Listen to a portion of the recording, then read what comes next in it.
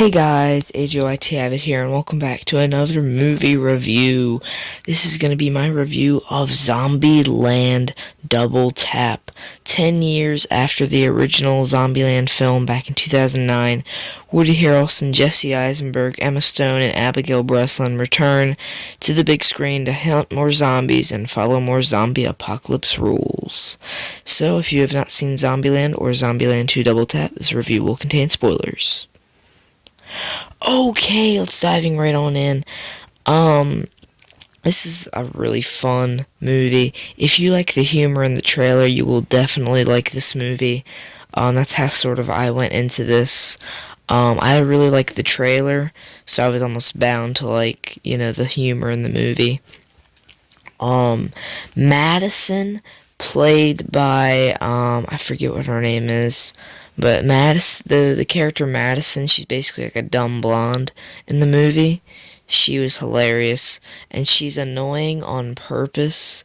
And then also there's Flagstaff and Albuquerque are two other characters. And then there's also Rosario Dawson's character, Nevada, who actually might be my favorite of the new additions. And then also there's Berkeley and a few other different people in this movie that really, I don't know, I just super enjoyed that aspect of it. There's some really good character development here. Woody Harrelson and Rosario Dawson's characters fall in love. Abigail Breslin's character goes off looking for love, and she doesn't get it.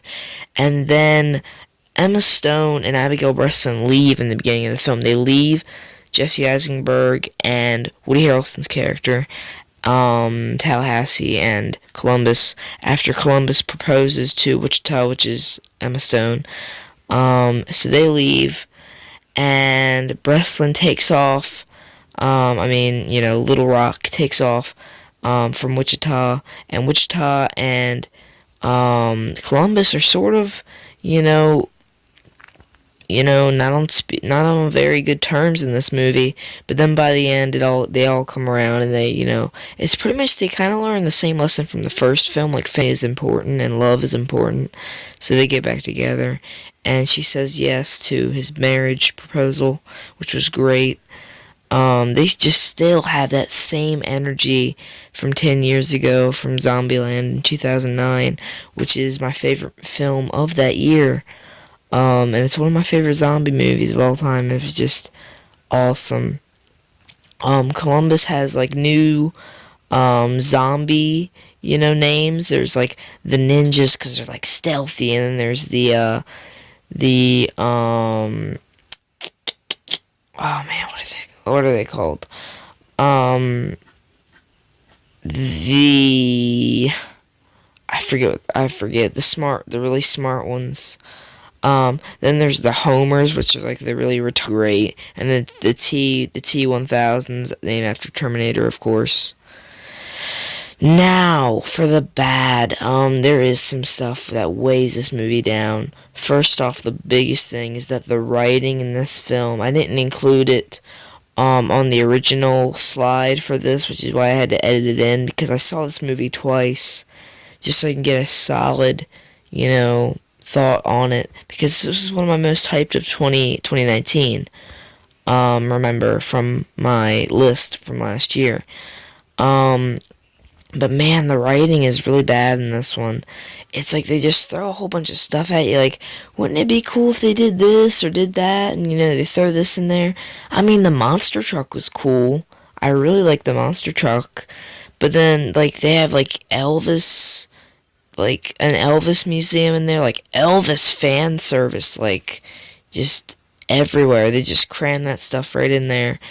And then, there are some good jokes, like, that's very 2009, and that's another thing, while you will enjoy the jokes that are in the movie, a lot of them, are in the trailer, but they still do save some, for the movie.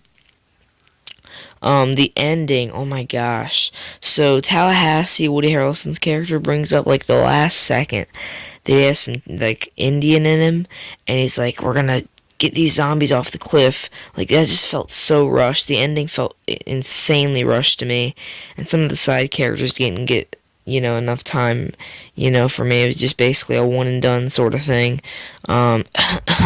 Albuquerque and Flagstaff. I'm looking at you guys.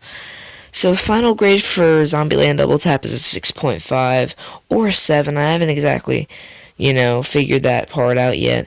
It is a really fun movie. It's a great sequel. It's not as good as the first one, obviously. I wasn't expecting it to. But, the cast is still awesome. I don't know if they'll make a third one, because I feel like it's sort of like Toy Story 3. Like, why would you make another one when this one wrapped up, like, pretty decently? But, then we got Toy Story 4, and that was amazing. So, I don't know. I really don't know what to expect right now out of that.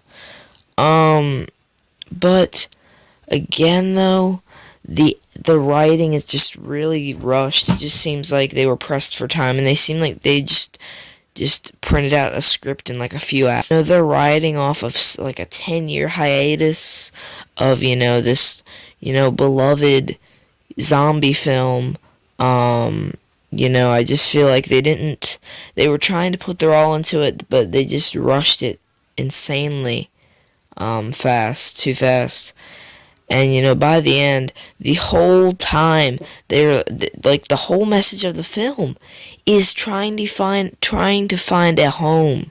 And they find a home that is actually safe for them, and they could actually generally live in, and then they leave. They leave the side characters there, except for Nevada, Rosario Dawson's character. And then another one of the main plot points, Abigail Breslin looks for a teen that she can hang out with. She finds him and then ditches him. Like, he's actually being nice and stuff, and she's like digging him, and then she's like, man, F you. Anyway, that's it for this review. I want to thank you guys very much for watching. Let me know what y'all's thoughts were on the ZombieLand 2 Double Tap. I enjoyed it thoroughly, but it needed work. Goodbye.